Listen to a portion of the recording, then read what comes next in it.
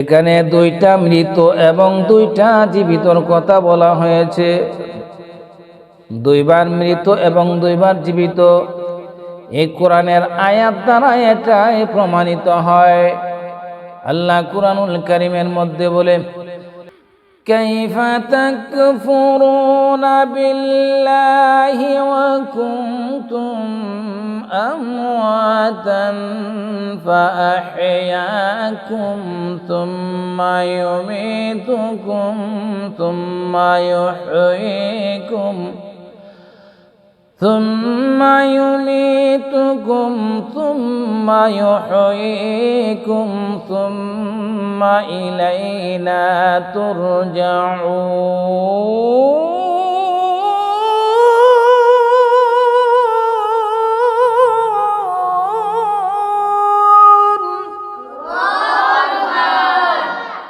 এখানে আল্লাহ পাক রব্বুল আলামিন দুইবার মৃত্যুর কথা বলা হয়েছে আর দুইবার জীবিত। এ মুসলমান, আপনারা যদি শুনেন এবং বুঝেন, লক্ষ্য করে বুঝবেন গো, আমার আল্লাহ এই কোরআনের আয়াতের মধ্যে কি বলেছে। কাইফা তাকফুরুনা, কাইফা মানে কেমন করে, তাকফুরুনা বিল্লাহ, তুমি কেমন করে গো কুফরি করো আল্লাহর সাথে। এ বান্দা, কেমন করে তুমি কুফরি করো আমার মাওলার সাথে, কেমন করে। ওয়া কুনতুম আমওয়াতান, অথচ তোমার কোনো অস্তিত্বই ছিল না, তুমি ছিলে মৃত। কোন সুবহানাল্লাহ। কোনো মানুষের অস্তিত্ব ছিল না। লক্ষ্য করে শুনবেন, মনোযোগ দিয়ে শুনবেন, দিলের কান লাগায় শুনবেন। আমার অস্তিত্ব ছিল না। আমার অস্তিত্ব, আমি ছিলাম গো গাছের ফলের মধ্যে, আমি ছিলাম খাবারের মধ্যে, আম জাম কাঁঠাল কলা লিচু এগুলার মধ্যে, আমি ছিলাম চাউলের মধ্যে, ভাতের মধ্যে। আমার বাবা সেই ফল ফ্রুট খাইছে, আপনার বাবা ফল ফ্রুট খাইছে, আপনি খাইছেন। খাওয়ার পরে আল্লাহর কুদরতি ভাবে, আল্লাহর হুকুমে সেই ফল থেকে নিগৃহীত হইয়া একটা নাপাক পানির তৈরি হয়েছে। কোন সুবহানাল্লাহ। ওই নাপাক পানি তৈরি হওয়ার পরে ওই পানিটা আপনার বাবার পেটের মধ্যে জমা হয়েছে এবং মা বাবার বৈধ মিলনের মাধ্যমে এই পানি, নাপাক পানির মধ্যে আল্লাহ আপনি এবং আমার আকৃতি অঙ্কন করেছে। জোরে গান সুবহানাল্লাহ। পৃথিবীর মানুষ, পৃথিবীর মধ্যে যত বৈজ্ঞানিক আল্লাহ তৈরি করেছে, প্রত্যেক বৈজ্ঞানিককে চ্যালেঞ্জ করলাম গো, পানির মধ্যে কোনো মানুষের আকৃতি অঙ্কন করতে কেউ পারবে না, সক্ষম হবে না। ঠিক না বেটি? যদি বিশ্বাস না হয়, আপনাদের বাড়িতে তো পুকুর আছে, পুকুরের মধ্যে আঙ্গুল দিয়ে একটা মানুষের আকৃতি অঙ্কন করে দেখেন পারেন কিনা। খাতার মধ্যে পারবেন, কলম দিয়ে কাগজের মধ্যে পারবেন, কিন্তু পানির মধ্যে কোনো মানুষের আকৃতি অঙ্কন করা, তৈরি করা পৃথিবীর কোনো মানুষের পক্ষে সম্ভব না। একমাত্র সম্ভব আমার মাওলার।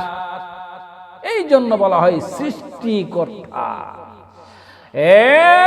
মানুষ, তোমার কোনো অস্তিত্ব ছিল না, তোমার অস্তিত্ব ছিল না গো।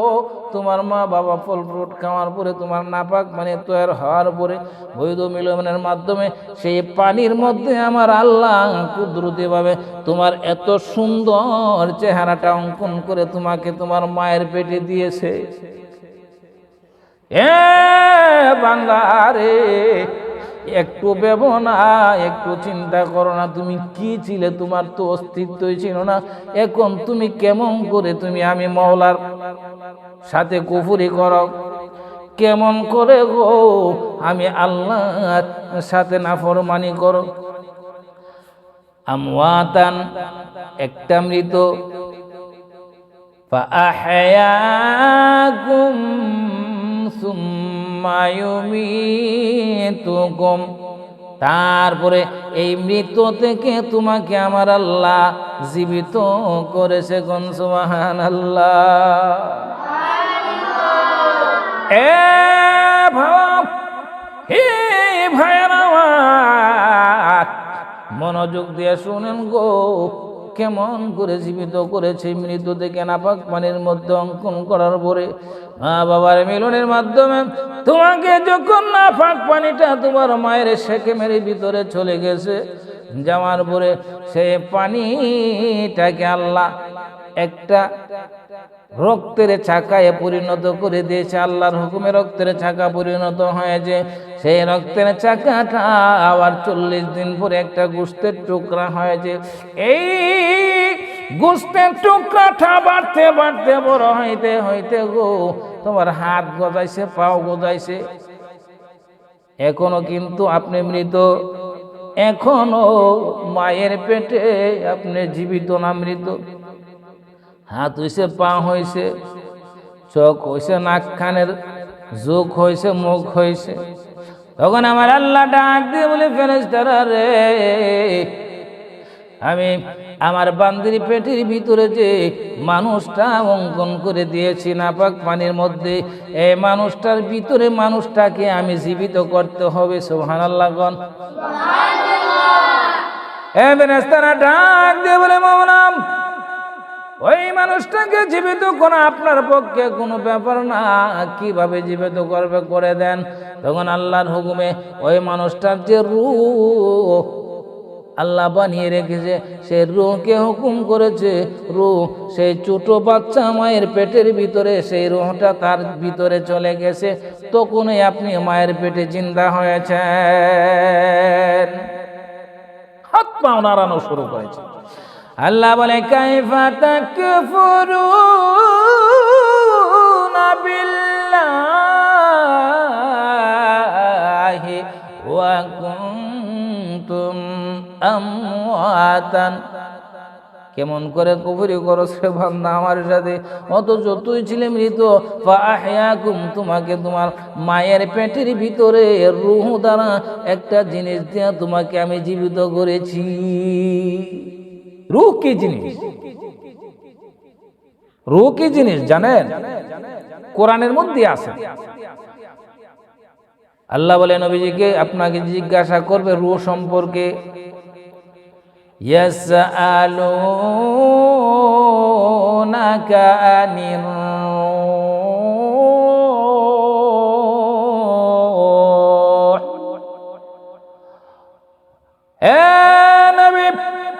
আপনাকে রূহ সম্পর্কে জিজ্ঞাসা করা হবে, আপনি কি জবাব দিবেন? আপনি বলবেন, কুলির রূহু মিন আমরি রাব্বি। সুবহানাল্লাহ। রূহ আমার আল্লাহর একটা হুকুম। রূহ কি? আমার আল্লাহ রাব্বুল আলামিনের একটা হুকুম মাত্র। সেই রূহ যখন তোমার মায়ের গর্ভে তোমার ভিতরে দিয়েছে, তুমি জিন্দা হয়েছ, হাত পাও লড়াইতেছো, তখনও তোমার কোনো কিছু প্রয়োজন হয় না। হাত পা যখন তুমি নাড়াতে শুরু করেছো, তখন তুমি জীবিত হয়েছো। আর জীবিত মানুষ গো কোনোদিন না খায়া থাকতে পারে না, ছোট হোক বড় হোক, কোনোদিন সে জীবিত মানুষ না খায়া থাকতে পারবে না। ঠিক না বেটি? ও বান্দা, তোমার মায়ের পেটে যখন তুমি চটপট করতেছো, লড়তেছো, তোমাকে খাওয়ানোর জন্য, তোমার মায়ের মহব্বতের জন্য, তোমার মায়ের নারী থেকে তোমার নাভি দিয়ে একটা চয়ন করে দিয়েছি, যেন তোমার পেটে তোমার মায়ের রক্তগুলা খেয়ে খেয়ে তুমি আস্তে আস্তে মায়ের পেটে বড় হতে পারো। কেমন করে রে তুমি তোমার সেই মাওলার সাথে কুফরি করো? কেমন করে তুমি কুফরি করো? এমন ভাবে তোমাকে আমি লালন পালন করেছি। এ বান্দা, শুধু তাই নয় রে বান্দা, আস্তে আস্তে যখন বড় হয়ে গেলি, 10 মাস পূর্ণ হয়ে গেল, হে বান্দা রে,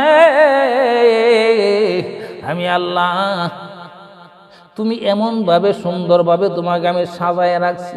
দুনিয়ার জিন্দেগিতে আসার সময় হয়েছে, আমি আল্লাহ ফেরেশতারে হুকুম করলাম, ফেরেশতারা রে, মায়ের গর্ভের ভিতরে সন্তানটাকে তুমি উল্টায়া দাও। যখন ওই ফেরেশতারা তোমার মার গর্ভের ভিতরে তোমাকে উল্টায়া দেয়, উল্টানোর সময় তোমার পা দিয়া তোমার মায়ের কলিজার মধ্যে আঘাত লাগে। আঘাত যখন লাগে, সঙ্গে সঙ্গে মার প্রসব ব্যথা আরম্ভ হয়ে যায়। সুবহানাল্লাহ। কিতাবের মধ্যে লেগেছে 16টা সাপ একসাথে সুবুল মারলে, একসাথে কামড় দিলে গো, সাধারণ সাপ না বিষাক্ত সাপ, 16টা সাপ একসাথে সুবুল মারলে, একসাথে কামড় দিলে যেমন ব্যথা হবে, এমন ব্যথা যতক্ষণ পর্যন্ত মার কলিজায় পেটে না আসবে, ততক্ষণ পর্যন্ত মার সন্তান দুনিয়াতে খালাস হবে না। ভাই, এত কষ্ট করে তোমার মা তোমাকে জন্ম দিয়েছে, এই জন্য আল্লাহ বলে, জন্ম দেওয়ার সময় কোন মা যদি সন্তান জন্ম দিতে গিয়ে মারা যায়, তাইলে ওই মাকে আমার আল্লাহ বিনা হিসাবে জান্নাতে দিয়ে দেয়। জোরে জোরে কোন সুবহানাল্লাহ। তুমি যখন দুনিয়ার মুখ দেখলা, দুনিয়ার মুখ দেখার পরে তুমি কান্নাকাটি করে উঠলা, মাও করে কান্নাকাটি করে উঠলা। এ বান্দা, একবার কি তোমার স্মরণ হয় না? সেই দিনের কথা তোমাকে কি কেউ বলে না? ওয়াজ নসিহত কি তুমি শুনো না? যখন কান্নাকাটি করে উঠলা, তোমার মায়ের স্তনের মধ্যে যখন তোমার মুখটা লাগাইয়া দিছে, তুমি দুনিয়ার খাবার খাইতে শুরু করেছ, সেইটা কিন্তু সাধারণ খাবার না, আমি আল্লাহর দেওয়া একটা নিয়ামত। সেই দুধটা তোমার মায়ের স্তনের মধ্যে কোথায় থেকে আসলো? সারা জীবন তো ছিল না। তুমি জন্ম হওয়ার পরে, জন্ম হওয়ার আগ থেকে সেই দুধ জমা হতে শুরু করেছে। এটা কোথা থেকে আসলো গো? সারা জীবন কোথায় ছিল? একটু ভাবো না, আমি আল্লাহ তোমাকে কত রহম করলাম, তোমার প্রতি কত দয়া করলাম, কিন্তু সেই দুধটা আমি আল্লাহ গরম করে রেখেছি।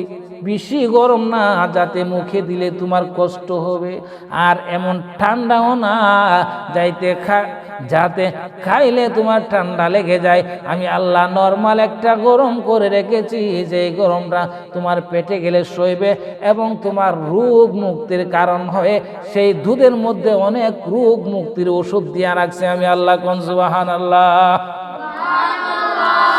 এই জন্য বলেন, কাইফা তাকফুরুনা বিল্লাহ, কেমন করে গো তোমরা আল্লাহর সাথে কুফরি করো? আমওয়াতান, মৃত ছিলে, শেষ ফাহিয়াকুম, জীবিত হইলা, আর ওই জীবিত অবস্থায় দুনিয়াতে আসলা। দুইটা, একটা মৃত একটা জীবিত, তো আপনারা বুঝলেন। আবার আরেকটা জীবিত আর একটা মৃত আসতেছে। এবার যখন তুমি দুনিয়ার বুকে তোমার মার দুধ খাইতে শুরু করলা, খাইতে খাইতে যখন 6 মাস হয়ে গেল, 5 মাস, 6 মাস, 7 মাস হয়ে গেল, তখন দেখা যায় গো তোমার সেই দুধে আর তোমার পেট ভরে না। দুনিয়ার মানুষের বানানো কিছু খাবারের প্রয়োজন পড়বে। তখন আমি আল্লাহ তোমাকে মেহেরবানি করে, দয়া করে দুনিয়ার বানানো যেন কিছু খাইতে পারো। তোমার মুখের ভিতরে তোমার মাংসের মধ্যে পাথরের মতো দাঁত গজাই দিছি। কোন সুবহানাল্লাহ। এমনি সম হলেই হয়ে যায়, সম আসলেই এগুলা হয়। একটু ভাবি না এগুলা কোত্থেকে হয়, কে করতেছে আমাকে, কে এমন ভাবে আমাকে সাহায্য করতেছে। একবারের জন্য ভাবি না, মরণ পর্যন্ত আমরা ভাবি না। যখন পাথরের মতন দাঁত গজায়, তখন দোকান থেকে কিছু কিছু জিনিস নরম বিস্কুট গুলা দেয়, নরম খাবার গুলা দেয়, সেমাই বানায় দেয়, খিচুড়ি বানায় দেয়।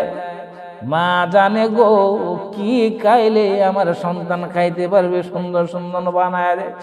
এমনি করে যখন আরো কিছুদিন চলে যায়, আপনি যখন আস্তে আস্তে বড় হতে থাকেন, 1 বছর হয়ে যায়, 1.5 বছর হয়ে যায়, তখন আরো শক্ত জিনিস খাবারের প্রয়োজন পড়ে। ঠিক না বেটি? যখন আরো শক্ত জিনিস খাবারের প্রয়োজন পড়ে, তখন আল্লাহ পাক রব্বুল আলামিন মেহেরবানি করে সেই নরম মুখের মধ্যে শক্ত দাঁত দিলে তুমি সইতে পারবা না, নরম দাঁত দিয়ে দিছে। এখন শক্ত দাঁতের প্রয়োজন, কারণ শক্ত কিছু খাওয়ার সময় হয়েছে। আমার আল্লাহ সেই দাঁতগুলাকে আবার এমনিতে আল্লাহর কুদরতি ভাবে লড়াইয়া দেয়। স্কুল থেকে দৌড়ে আসছে, আয়সা বলতেছে আব্বা আমার দাঁত লড়ে।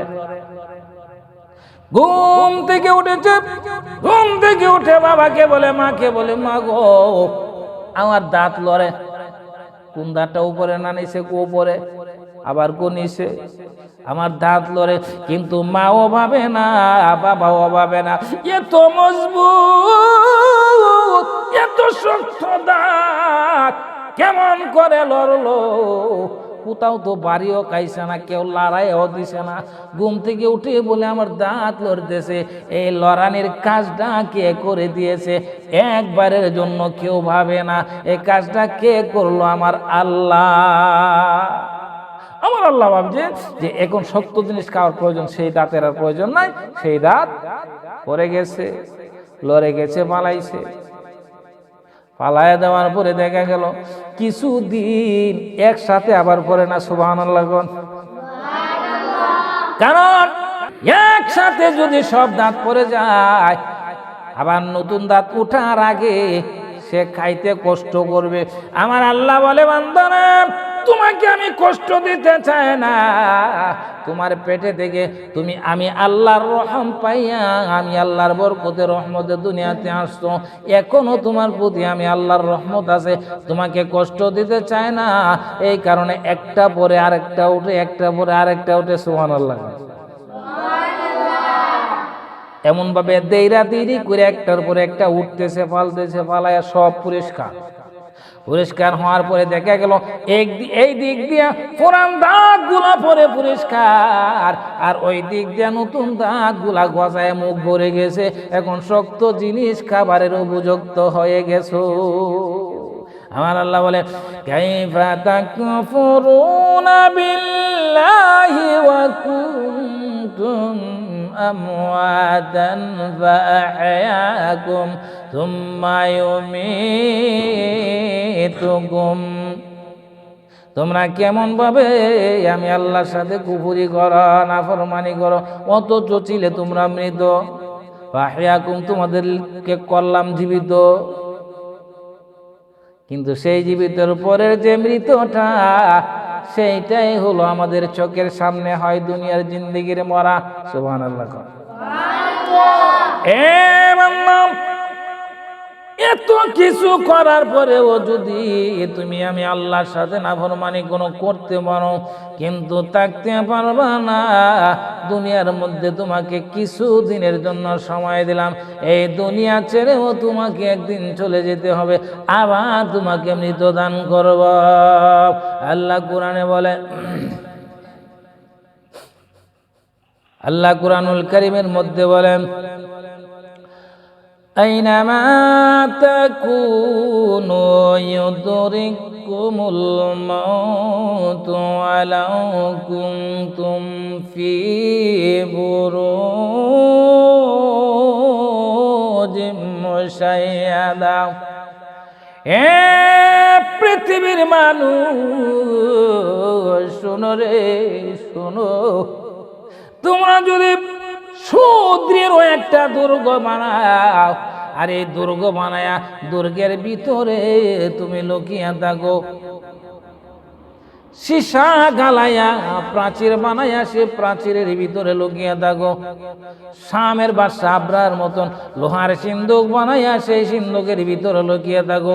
দুনিয়ার জিন্দেগি শেষ হলে সেইখানে তোমাকে আজরাইল ধরবে, দুনিয়ার জমিনে তোমাকে থাকতে দেবে না। এই দুনিয়ার জিন্দেগি যখন শেষ হবে তোমার আরেকটা মৃত্যু হবে। ওই মৃত্যুর মধ্যে তোমার পরকালের যা কামাই তুমি করতে পারো ভালো এবং বুড়া, মানুষ আমার যখন দুনিয়া ছেড়ে তুমি চলে যাইবা, আমওয়াতান ফাআহইয়াকুম সুম্মা ইউমীতুকুম, এই সুম্মা ইউমীতুকুম হলো দুনিয়ার মৃত্যু। সুম্মা ইউমীতুকুম, এই সুম্মা ইউমীতুকুম হলো দুনিয়ার মৃত্যু। আর দুনিয়ার মৃত্যু হওয়ার পরে তুমি শেষ না। আমার আল্লাহ বলে ফাআহইয়াকুম, মৃত্যুর পরে শেষ না, আবার তোমাকে জীবিত করা হবে।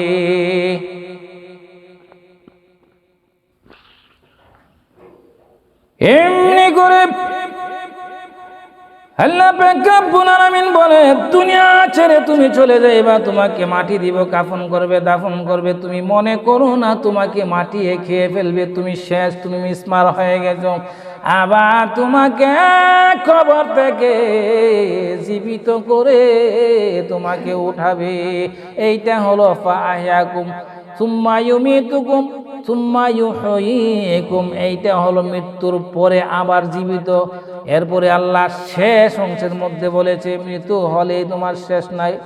সুম্মা ইউহয়ীকুম সুম্মা ইলাইহি তুরজাউন।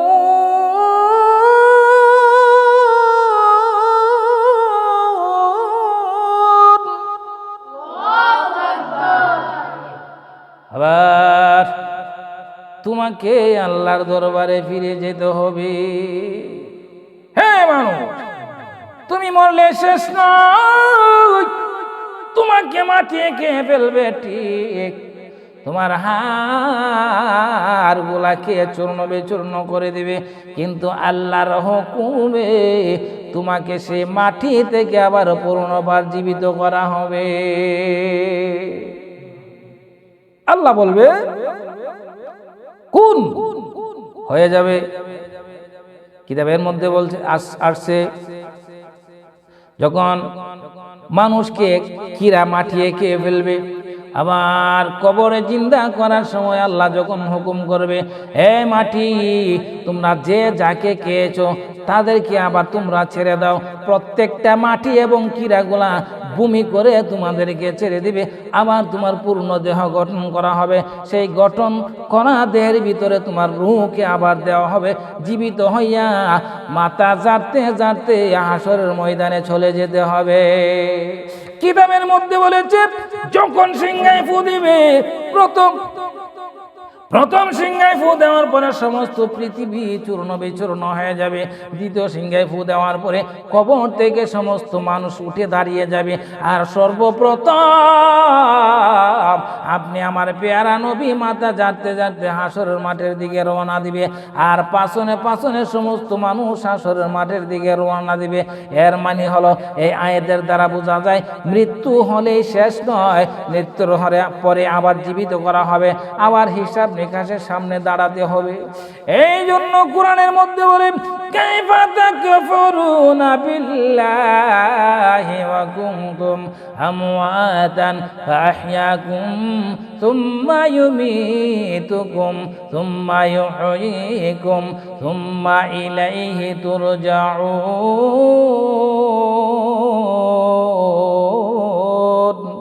এখন তো বুঝতে পারছেন দুইটা মৃত এবং দুইটা জীবিত কিভাবে। পৃথিবীর মানুষ, দুনিয়ার জমিনে তোমরা লাগাম ছেড়ে চলো না। কিতাবের মধ্যে বলছে দুনিয়ার জমিনে যদি লাগাম ছাড়া চলো, মনে যা চাই তা করো, এর মানে লাগাম ছাড়া। হাসরের ময়দানে তোমাকে যা চা তা করতে দেওয়া হবে না, লাগাম পরিয়ে দেওয়া হবে। একমাত্র জাহান্নামের আগুনে থাকতে হবে, ইচ্ছা হইলে তুমি বাইরে হইতে পারবে না। আর দুনিয়ার জমিনে যদি তুমি তোমাকে লাগাম পরাইতে পারো, নিজে মনে না যা চাই তাই না করো, নিজেকে কন্ট্রোল রাখো, গুনাহ থেকে বেঁচে থাকো, কাল হাসরের ময়দানে তোমাকে লাগাম ছেড়ে ছেড়ে দেওয়া হবে, যা মনে চায় তুমি তা করতে পারবা। জোরে জোরে কোন সুবহানাল্লাহ।